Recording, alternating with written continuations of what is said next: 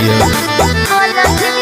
दिल लेने देने की न करनी है गलती, देख के सुघोर हमसे मार दोगे पलटी। आऊं झांसे में मैं इतनी पागल नहीं, अरे पागल नहीं, समझे? ताली पीस्टी खराब होगा काजल नहीं, खाली नथिए उतारूंगा छागल नहीं। कि लिपस्टिक खराब होगा काजल नहीं, खाली नथिए उतारूंगा छागल नहीं। ऐसा क्यों?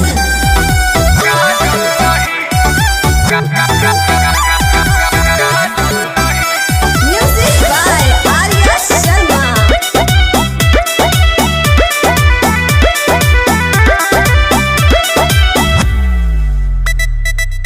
है सारे लड़कों की आदत पुरानी, छोड़ देते हैं यूज करके जवानी। दिल में किसी को बसाना नहीं है, होना नहीं है किसी की दीवानी। ऐसा क्या?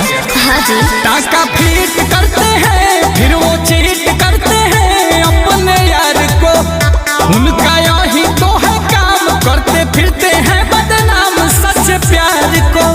लिखी तो रोली लार पर टांगल नहीं, यार टांगल नहीं। अरे तुम ही लिख दो।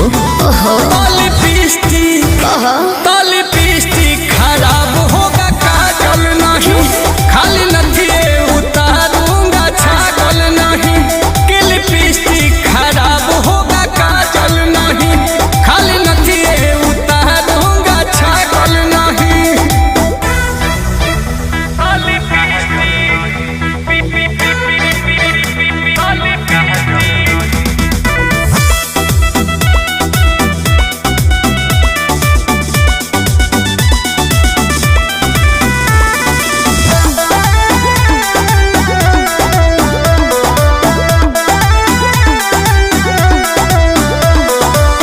अच्छा है लड़की पटाने के फंदा, होना नहीं है मोहब्बत में अंधा।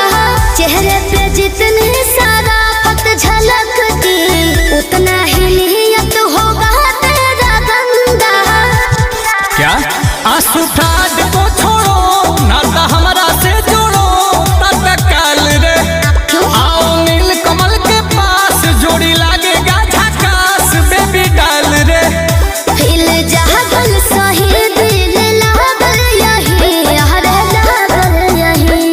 अरे सही पकड़ी हो। ताली पीस्टी खराब होगा काजल नहीं, खाली नथिए उतारूंगा छागल नहीं। ताली पीस्टी खराब होगा काजल नहीं, खाली नथिए उतारूंगा छागल नहीं। क्या बोलती हो? ओके।